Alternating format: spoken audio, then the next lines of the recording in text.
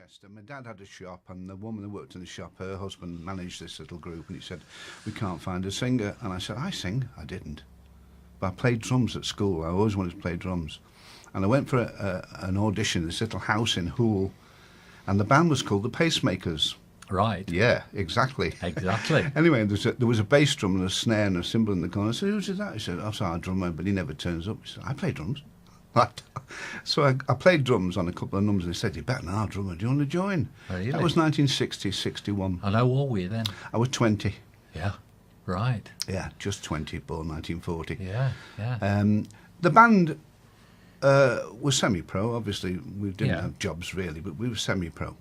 And we used to rehearse at the George Hotel in Chester, upstairs.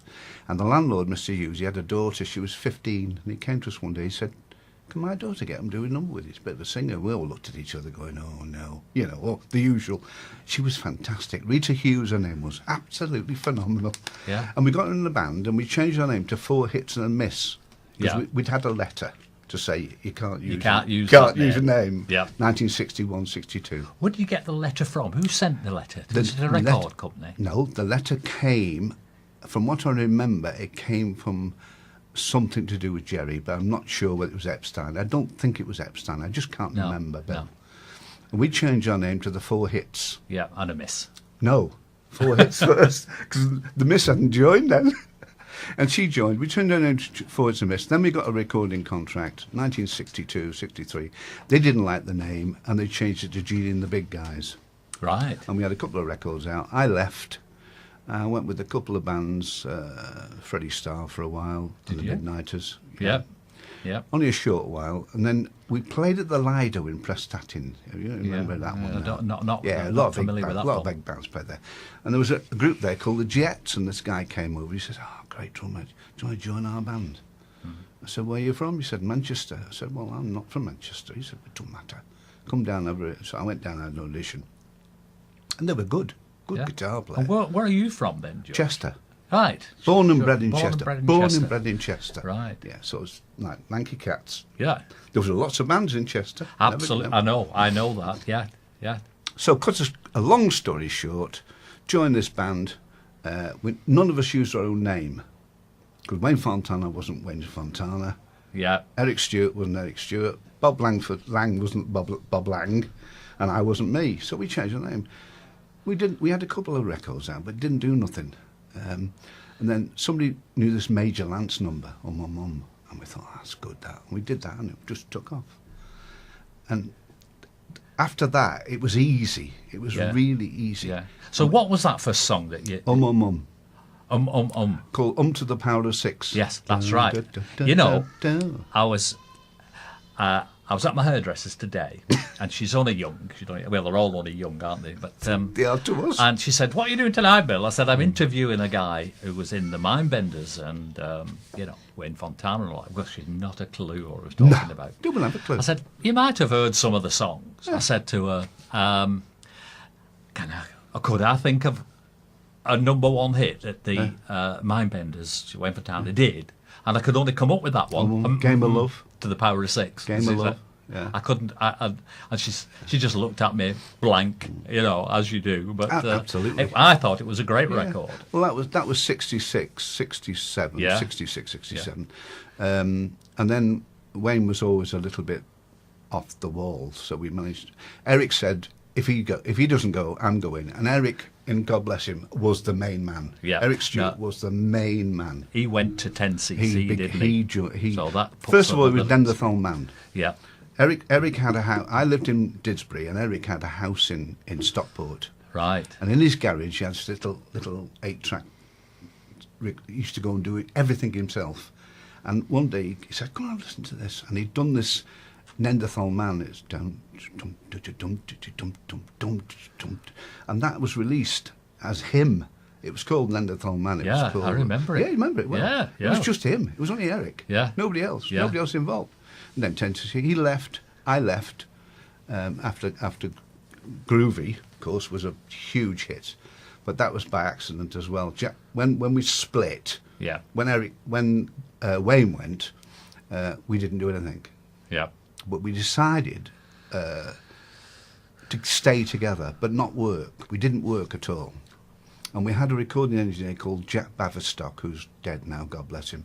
And he had a great belief in the three of us. And he said, if I get anything, I'll send it up to you.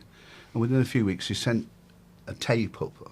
And our manager called us into the office, Kennedy Street Enterprises, and Rick Dixon, his name was. You can see him now, Rick, God bless him. And he played these things, and all of a sudden they heard this chord sequence. Dun, dun, dun, dun, dun, dun, dun, dun, dun, dun.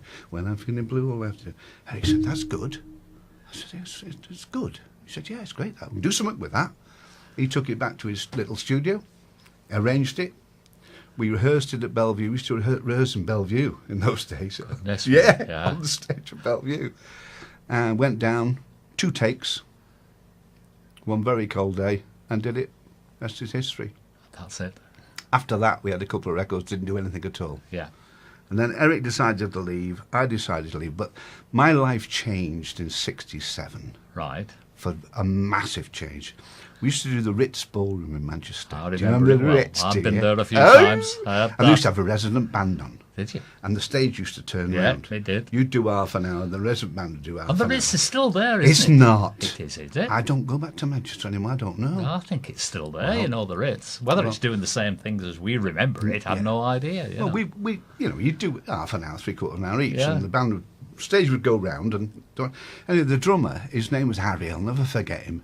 He was about 55, and he said to me, do you read? I said, what do you mean? He said, do you read music? I said, no. Oh, he said, you're a good drummer. You need to read, because this will finish, and if you're going to make a living... You'll need it. He gave me the number of a guy called Bob Turner. Yeah. Now, this will ring a bell with you. NDO, Northern Dance Orchestra. He was the drummer with them. Great teacher. But he got to a stage where he didn't have the time, and he in the end introduced me to another guy called... and for the life of me, I can't remember his name. I was thinking about it this morning. And he took me to the next level. And the next level was sight read. Yeah. And after, say, 16 months, I could sight read. And that kept me in work for 25 years. Now, that is hard work. Hard work. Hard work, reading dots, isn't it? I was a like your plumber, like your electrician, I was a working drummer. Yeah. I had a phone call. And it was Bevan, who I befriended from the move. Yeah. Bev and I were quite good mates. He got into a bit of bother and we helped each other out. And he said, what are you doing? I believe we split. I said, that's right. He said, we're doing a tour with Hendrix and Amen Corner and Pink Floyd. Amen's Corner's drummer's gone down with peritonitis. They're looking for a drummer. Would you be interested? It's only a couple of weeks. I said, yeah. Oh, I'll put your name forward. And he put my name forward. I went down to London to this studio somewhere and rehearsed with them. They said, yeah, great. He said, it's about 3 weeks. He'll be off for about 3 weeks. But in that 3-week period, we did a tour with Jimi Hendrix. There was Jimi Hendrix, The Move, Amen Corner, Pink Floyd, Heir Apparent, who was Jimmy McCulloch. Yeah.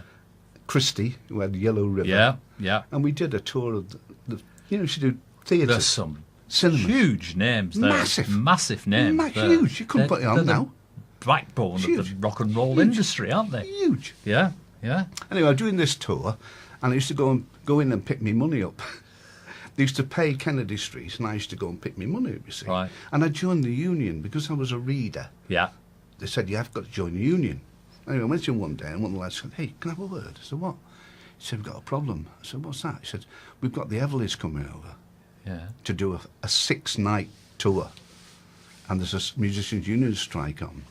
And they're refusing to let the musicians come over. Ah, yeah. Would you be prepared to go in the band and back the Evs? I said, yeah. What have you got? He said, we've got this Mike Wilson on keyboards and bass player called, I can't remember his name, me. So we did this 6-night tour with the Evs. Everly Brothers. Honestly. We rehearsed at Bellevue for, not with them, just with the guitar player, not with them. Yeah. They didn't turn up at all. And we did Northern Ireland, Southern Ireland, Scotland, Bristol and London. That was it. Fantastic. And they buggered off. Fantastic. Am I boring you? I'm boring you out there. No, I'm not sure. No, not at all. We're just dead interested to hear all of where you've been. Amazing. you've done more in 5 minutes there than I've done in a lifetime. Well, yeah, but you've got the kit I want. He's got a Ludwig kit, folks. I certainly have. 62 Ludwig, which is it's a 67, but is there it you 67? go. It's actually 50 years old this year. I've got a Ludwig Super Classic. So just one quick story. So Mike Wilson, who was the keyboard player back in the Evs, he said to me, "What are you doing when we finish?" I said, "Not a lot."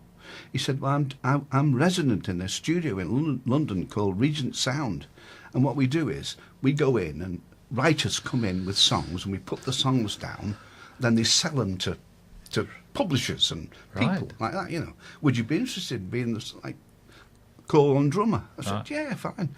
Anyway, I got this little job. I did hits for so and so, and hits for so and so, and hits for so and so. Anyway, these two lads came in one day. And they said, "We want to do 4 songs." And we said, "Yeah, okay." And they had got the music roughly written out. And these two lads were called Roger Cook and Roger Greenaway. I seem to recall. Go on. You'll have to fill me in a little bit more. Go on. Anyway, we did these 4 numbers, and one of them they'd written for the New Seekers. And it was called Lovers of the World Unite. Lovers of the World Unite. Yeah. Anyway, they couldn't get it away. The Seekers didn't want it. So eventually they got back onto us and said, "We're going to release the session that we've done with you in the studio," which was a demo, and they released it, and it went, as you know, unballistic. So they went out and did it as David and Jonathan, and I was with them for probably 8 months, all over Europe and this country, and then I branched off and did summer seasons, worked with Matt Monroe, went on the ships, did theatres, I did the circus in Blackpool. All right. You name it, I've done it. Yeah, I certainly have. And what you're doing at the moment is playing with a band called the Rockin Sixties. Correct, and there's another story. Yes, and because you brought a CD in, we're going to have to I don't know what it's like, Bill, because I've never heard it. Playing it, okay. I'll tell you what we'll do. We'll put track number 1 on and see what happens. And might cringe at this, folks. Yeah. So this is George Roberts speaking to Bill Hart on the Lanky Beat Live Show on Hospital Radio Wrightington, and we're delighted to be here with you. Playing your favorite hits from yesterday. You found it. Your very own Hospital Radio. Your music, your station. With hits of yesterday and today. Wrightington Hospital Radio.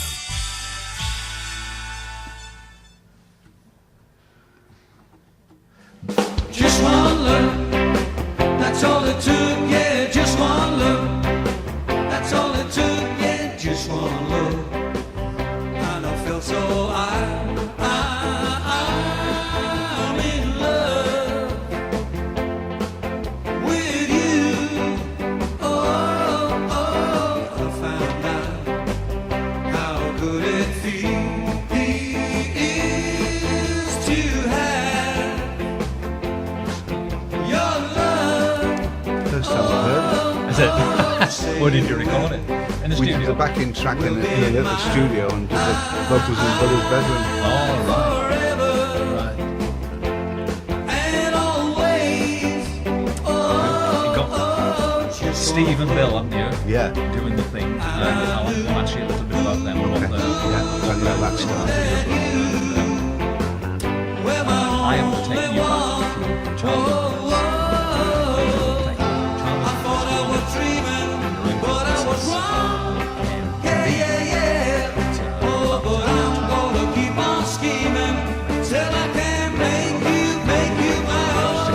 Yeah, 64.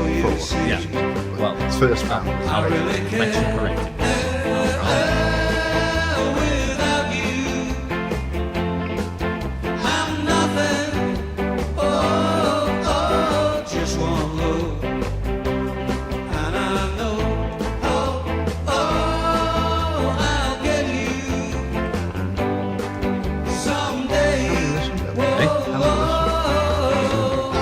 I thought I was dreaming, but I was wrong. It is on, yeah. But I'm gonna keep on scheming till I can make you my own. Just one look, that's all it took. Yeah, just one look, that's all it it took, yeah, just one look. So they're not That's going all to it took, yeah, just one look. That's all it took, yeah, just one look. Just one look. That's the Rockin Sixties. That's George Roberts' existing band, and you're the drummer, and you've got two other blokes in this band, haven't you? Correct. Tell me about your other main players in this particular band. We've got Stevie Davis on bass, who's been with everybody. He's ex-session man. He's been with, more recently, Gary Murphy, who's probably the best guitarist you'll ever see. He's been with the Paddy Wax. He's been with the Blue Jeans. Yeah. All sorts. Yeah. And we've got Billy Cookson on guitar, who was for 45 years with a band called the Chimes. Yeah. They I've were heard of the quite Chimes. well- Yes, quite well yes, known. very much so. A big cabaret band. Yeah. They were. Yeah. Doing the club scene Yeah, and decided and doing to all that. retire. Yeah. There used to be another member, but he packed it in after a few weeks. Right. Yeah. Was he a singer, lead singer, up from lead singer? Do I remember you when you first came to Lanky Castle? There was. With a lead There was singer. 4 of us. That's right. That's right, there was. And he's since Sid's retired. Sid. Yeah, Sid he Edwards. packed in. Yeah. But your band didn't kind of deteriorate for that, because the three of you are so strong musically Yeah. and vocally that you can handle anything. Came you by guys. accident, Bill. Yep. Yeah, I retired in 1990. No, I didn't. About 2000, I sort of packed it in. I got to a grand old age and I thought, I've had enough now, you know. Yeah. And I play a lot of golf. I Yeah. play in a society called MEGA. Yep. Stands for Merseyside Entertainers Golfing Association. Right. And we go around golf clubs doing shows, charity, every Wednesday in the summer, put a show on. And I've been a member for 20 plus years, and I said to the guy that runs it, I've never done a show for Mega. He said, no, you're a drummer, you daft bat. How can you do a show for Mega? He said, form a group. We haven't got a group. So I had a word with a couple of lads, Billy, Yep. Steve, who were playing golf. Yeah. We rehearsed. We did this show at North Wales Golf Club, got a standing ovation. Yep. We said that can't go because Yeah. we only do 60s. There's no bands just doing 60s. Yep. We do the odd 50, the odd 70, Yeah, but yeah. mostly 60. Yeah. We don't look for work. Yep. Last year we did about 68 jobs. Did you? Done Yeah. about 35 this year. That's right. That's right. Yeah. I mean, and you know, when you come to Lanky Cats, I mean, you're giving your services to charity Absolutely. and stuff like that. Lovely.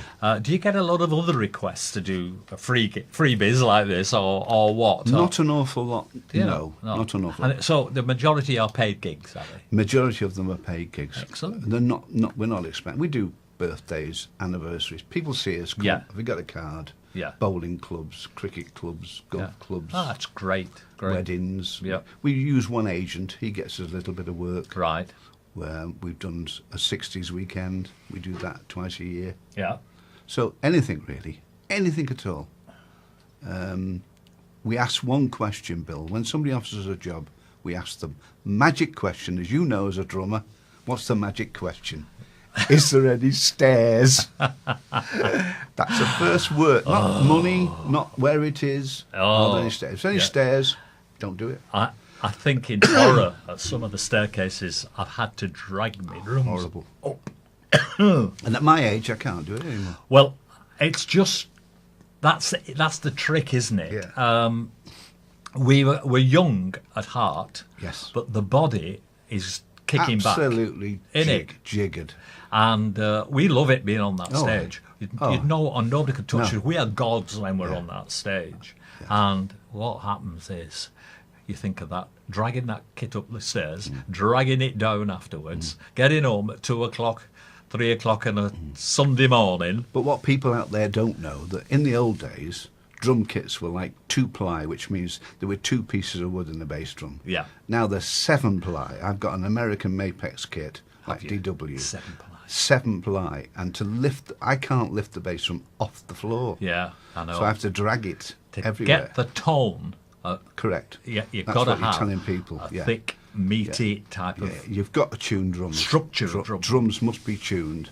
I half mic up What, now. what ply is a Ludwig Super Classic like I've got? Probably 3-ply, Is it? 3 Yeah. or 4-ply. I've But got you to know, say, it's not that heavy, but not that heavy. No. it's got that meaty sound to it. It's a nice, Well, nice sound. Ludwig were like that. I know. I know. I gave mine away. I bought one off Marl Chapman in Oxford Road in Manchester in 1970. 1963 or 3. And then I got given a Carlton kit. Yeah. What we were sponsored by Selma, Right. because we did a film and they sponsored us with some gear. And I got this Carlton kit. He said, "You've got to use it." And I hated it. And somebody made me a stupid offer for me, Ludwig, and I sold it. Daftest thing I ever did. It's unbelievable. Ever. The amount of musicians, guitarists included, who have sold What I had. like Fender Strats and Telecasters What I and had, it's called. Gretches and Yeah. Gibsons. Yeah. By the time they were kind of Correct. halfway through the 60s, and Yeah. regret it to this Yeah. day. And it's like people out there don't understand. It's like whatever you do out there, if you haven't got the best tools, no matter how good you are, you cannot do the job properly. You're talking about best tools. You've got to have the best tools. And I invested in my kit in 1967. Don't I keep couldn't going on, afford Bill. them. I couldn't afford them. No. And I managed to scrape together a deposit from somebody. And then I had to pay for them on tick. Yeah, with a little book. And the little book. Yeah. And I used to go. Yeah, I had and, that. and I got behind. Yeah. I got Oh, behind. don't we all? And I got letters. And but eventually I paid them off after about 6 or 7 years, after I finished playing at the time. I wasn't even in a band. And but that's how you did it. Yeah. But boy, oh boy, do I never, ever regret I getting got that my kit. first good kit in 1961, 62. And I went to Mark Chapman's, which was well known in Manchester, Yeah. in Oxford Road, Yeah. because she had a good drum. She ran it with her son, and she had a good drum section. And I bought 2 of Heady's cymbals, Yeah. a 20-inch and an 18-inch crash, and 2 15-inch 5-star supers in hi-hats because I couldn't afford the Heady's. And I paid £1 an inch, Yeah. and those cymbals, I've still got them, Have you? Yeah. still play them. They're worth an arm and 3 legs now. Well, what you're listening to, ladies and gentlemen, at the moment is George Roberts and Bill Hart talking very nerdy about drums Yeah, and sorry, drum folks, kits. sorry. And so you have to bear with us on Yeah. that, because it's not often a drummer can sit down and talk to a drummer about these Correct. things, and we all know what we're talking about. Yeah. But nobody else has a clue. Yeah, no got a clue what we're talking about. Okay, let's bring us now to the next track. Now then, George has handed me a CD here there's no titles on it. No. And George himself doesn't know what's on it. No idea. But all we know is it's the Rockin' Sixties. It's a rehearsal track.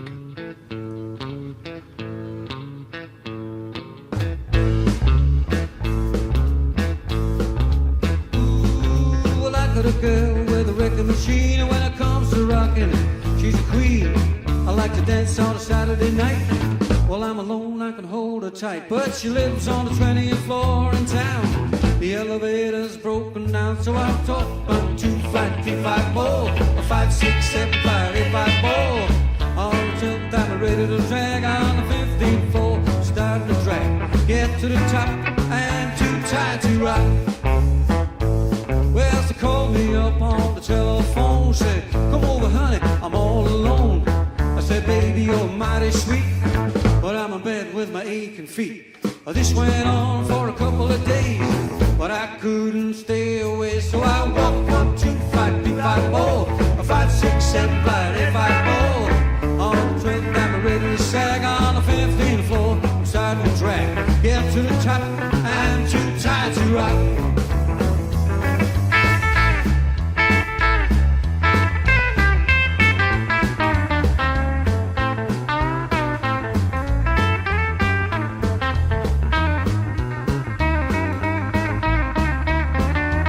Well, I sent to Chicago for repairs, so let's fix time using the spares. Hope the hurry was before too late. I love my beat, but you hummer, I shoot away.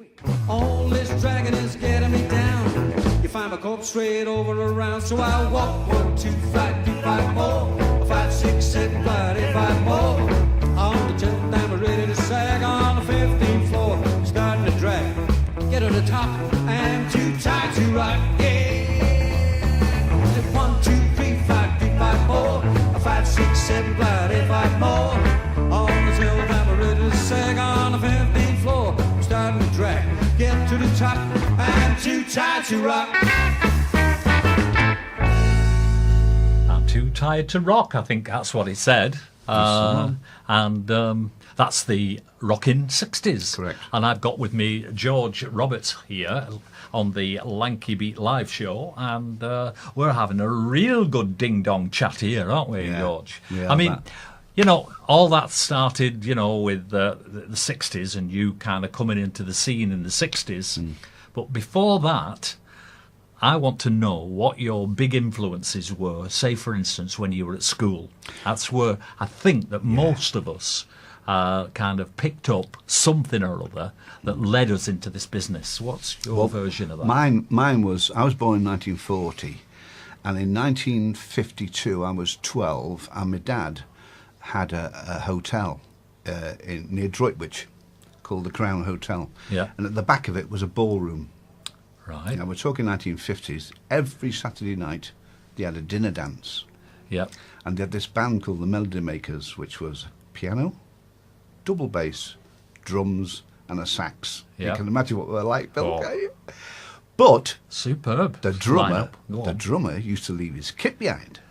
And as a 12-year-old who has always been interested in drums but never had a kit, when I used to come home from school, I used to get on the kit Oh, and fantastic. play. And my dad used to come and say, "What that noise, Dale? What's that horrible Yeah. noise you're playing there? Stop it." And eventually my mum realised I had something, because Yeah. if I went to a show, I had to sit near the drummer. If I went to a pantomime, I had to Yeah. go and sit near the drummer. I Yeah. didn't watch the pantomime, I watched the drummer.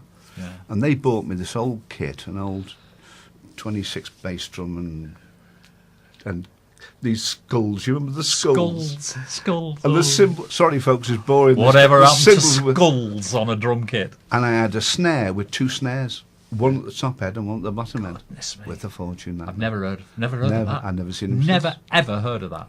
One snare at the top, one snare at the bottom. And Goodness me. I went to 1957 to the De Montfort Hall in Leicester to see Buddy Holly. Yeah.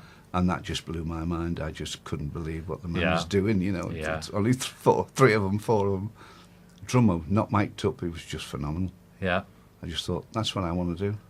Buddy Holly, 1957. How can De you? Montfort Hall. How That's- much? How good is that? Goodness me. I can hear it now. Aye. And it's, 60 Yeah. years ago. Yeah. I can I see mean, it it was now. Buddy Holly and the Crickets, wasn't it? Were they the Crickets? They were the Yeah, Crickets. They were the They Crickets, were, yeah. yeah. Yeah. And after that, it cemented more that what I wanted to do. I mean, just talking about them, those guys, there was no precedence set for a rock band. No.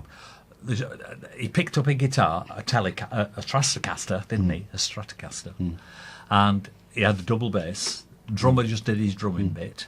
And Sometimes on the box. I know, sometimes on the box. Because Beggy Sue was done on a Yeah, box, wasn't just, it? yeah. That dum-dum-dum-dum was done Yeah. on a box, Yeah. not on a drum No. at all. And to get the sound that they wanted in the studio. Exactly. But there was no precedence. There's no kind of role model to aspire to. No. That they were making it up as they went along. And what they were doing was brilliant. Yeah. It was a small combo, if you like that word, I'm not keen on it, but a small combination of guys playing instruments and singing together. And that's where it started. Yeah, everybody says it started with Elvis. Well, Elvis was a lead singer, wasn't he? Buddy Holly was a star. And then, but you had these other guys who was forming bands to make their own complete, He was the unique biggest sound. influence Yeah, in my life from the beginning, and Yeah. I'm sure a lot of other people. We start the Rockin' Sixties show with That'll Be the Day. We Yeah. always start with that one. that'll be the day. Yeah, Because we just love it. I mean, it was songwriting, like this prolific songwriting, and coming up with all these amazing catchy tunes Unbelievable. that couldn't fail. No. And a lot of them, because they were basic and ordinary, they were orchestrated. They had big orchestras behind some of them, They did. didn't they? They did. Because they thought that was what people wanted, and yet they could have left them out for me. It's another world now. I know. you see. This is the thing. So- that world will never come back. People Never. think it will. Never. But it won't, Bill. But who did it inspire? The Beatles, everybody you could name Buddy on Holly. the planet. Buddy Holly. Yeah, Buddy Holly. And drumming wise, you know, you might think about drumming. There's lots of great drummers, but I don't know whether you ever saw this man, but he was probably the greatest drummer. Well, he was, without a doubt, the greatest drummer ever in the world. Buddy Rich. Buddy Rich. He's my favourite. For those people out time. there, Buddy Rich was born in the 20s. He was a child star. He was a phenomenal drummer at 12 years of age. Yeah. He wasn't the nicest man in the world, so I've learnt. And he wore a wig. He wore a wig. I took, in 19... let me have a think when this was. It was in the 70s. I took somebody who wasn't a musician to see a Buddy Rich concert in London. I was working in London at the time. And we didn't start till 10:30, so we went to watch him. And this person who was not a musician sat there in amazement going, nah, that's not a pair of hands and a pair of sticks. Well, he sat in the middle of the band facing... He did. Not a conductor. He was conducting the band from his drums. Yeah. Sat in the middle of the band. Yeah. And kind of all of them And they looking were all out on the the audience. All weren't they? young. They were all college players. Yeah. He didn't take anybody else Yeah. on. Right. Because he wanted to mould them in his Yeah. bit. And this stuff used to come out. And I've only seen, obviously, YouTube things of him watch and him stuff lie. like that. And it just makes my eyes water because of how fast. Well, and you want to go home and clever he is. chop your hands off. Absolutely. He used to do a thing. Boring again, folks. He used to do this number called Bolero, which is diddly diddly, and it was a drum solo only on the snare drum. Yeah. So he didn't use any other part of the kit, just the snare. Yeah. And the stuff he did was just. And we were in this theatre in London, and it was very, very quiet. And he was doing this rudiment on the snare, really. And this voice from the back, I won't swear because we're online, this voice from the back said, "That's impossible." And he looked at me and he went, "No, it's not." And he went, it's not. and he just opened it up. And it was just amazing, man. Oh, his wrists move It's a bit like I wine. can't get mine moving even without sticks in them that fast. Just want to chop your hands off. I know. As you get I older, know, Bill, with it. I know. So he was an influence. Absolutely, yeah. Buddy Holly was an influence. Yeah, yeah. But all I ever wanted to do was play. And you're still doing it. That's the main thing. 77, still doing it. 77 now. I can't. I'm 76 now. I'm 77 and a half. I fantastic. can't lift the gear anymore. Yeah. This might be my last Well, I know you had a few health problems, didn't Yes, you? I did. A couple of 3 years ago. Am I right did. now? Yeah, I at did, that? yeah. And to me, you look absolutely the busy. You Yeah, know? man. You're fit, because as fit as a fiddle. Here. Still play a bit of golf and Yeah. still play a bit of drum. We Yeah. don't do so much now, Yeah, group-wise. Probably do 4 a month. yeah. I mean, about as many have as we, as old codgers, as you might call us now, have we, we're 60s children. Did we take on a brand new mindset compared to everybody else, our older generations and such like, and that we are living longer because of what we were doing in the 60s, of I being think brought so. up in the 60s? I think so. I think as well, we didn't force music. We fell upon it. It's like, it's 60 years old, Bill. It's 55 years old. 65, 50. Now, you go back to 1960 and go back 50 years, so you go back to 1910. Yeah. Did we want to listen to music of 1910, 15 in 1960? Nah. Well, why should the people want to listen to the 60s? I tell you Yeah. why. Because it's irreplaceable. It is. It is irreplaceable. Absolutely. I had the pleasure of my granddaughter, who I haven't seen in a long time, getting in touch with me, and just recently. And one of the lines she used in her email message was a Beatles line. I just can't think of the name. We now. will do it in a It was a minute. line from a song of the Beatles, and which I can't remember. That fails me. But it was nice of her, who's 24 years old, to use a Beatles line to get in touch with her granddad. And I Wonderful. thought, that's superb. And they know all the Beatles songs, these people. And that's so incredible, isn't it? I think The influence of that particular era. somebody will on be people. sitting here in 50 years' time talking about the 60s. Yeah. They won't be talking about the 2017s, I don't think. But it's like wine. Music is like wine. You either like it or you don't. That's a good point you've made there about, Good wine and bad wine. What could we, let's sit here and let's fantasize for a minute.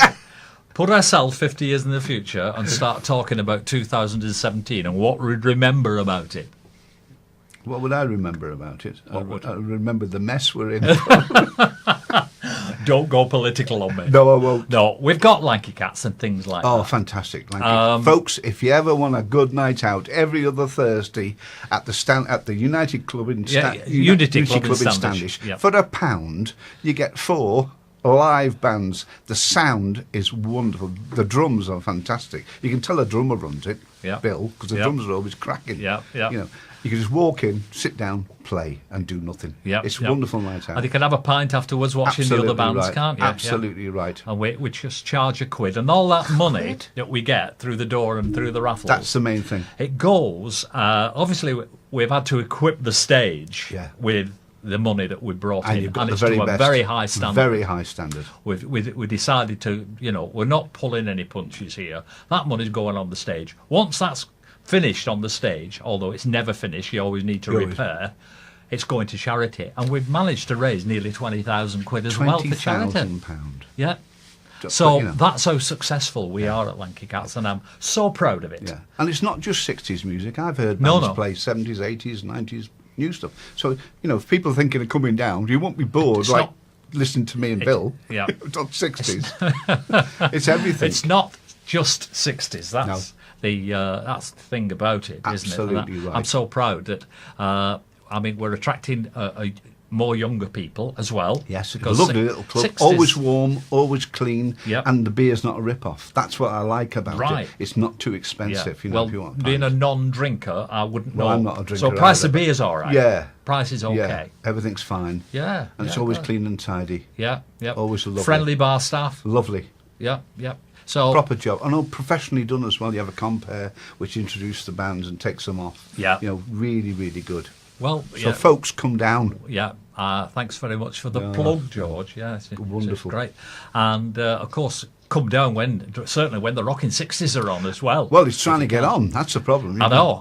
You've got to have a letter from the Pope to get on. Lanky Cats, I have to tell you, folks. Well, I'm booked up to July next year. Solid 4 bands July next year. So we're first reserve, though. I know you are. If we're free, we do have bands that obviously pull out for whatever reasons. I was talking before about Ed Harris. You know Ed Harris? I do know Ed. He's not so good, is he? He's not very good. No. He's in hospital, he's in Wigan, actually, Wigan Infirmary, and they're doing tests on him. They want to find out what's up with him. Is he listening? Hopefully he will be listening. Ed, we'll say hello again. All the best, Ed, mate. I know. Georgie here. We're certainly rooting for you, no question about it. And been there, bought the T-shirt. So, Ed had to pull out last second, and when I say last second, it was the night before. And anyway, we ran with 3 bands, and it went perfectly. Okay, no problem at all. The bands did a little bit extra, and nobody noticed any difference. But we miss your Ed, we miss the media, and we miss the media. You and Gillian. That's who they are. Gillian, great band. Well, we've come to that part of the show where it's the end. No. Yes. Are we finished? Yeah. I'll go home now. Yeah. We're down the going to go home. M6. We've covered a lot of ground, George, in a very short period of time, and I've absolutely been mesmerised by some of the I've had a stuff. wonderful life, Bill. Have you? I've had a fun. If it finishes tomorrow, no regrets. Right. Not one. Fantastic. Probably keeping me Ludwig kits about the regrets. Yeah. I mean, just to reiterate your life, you've always been a professional musician? Yes. Yeah. I retired in 2000. Right. I thought I got to 60 and I thought I'd try and get a proper job here. So I did a bit of chauffeuring for a while, but I still did a bit of semi-pro, big band work and the odd show I did. So there you go. Yeah, I did the odd show, the odd musical. So it's just been absolutely wonderful to have you on the Lanky Beat Live show. And whoever's listening out there, look after yourselves. Yeah. Be good. Well, keep well. We all want you getting well out there in the wards of our Wrightington Hospital and Wigan Infirmary and etc. Been there, bought the T-shirt. You and me. Lee as well. Is it Lee? Lee Infirmary or Lee Hospital. And we all want you getting well. And hope you've enjoyed our little show tonight. It has been a little one because we have got technical problems of an almighty kind, because the weather and the storms last night blew us away last night, and we're limping along here very nicely. We've done all right. Yeah, we've done okay. And if you've been affected by any of the rock and roll songs played on Lanky Beat tonight, then good. I've done a very good job. You have.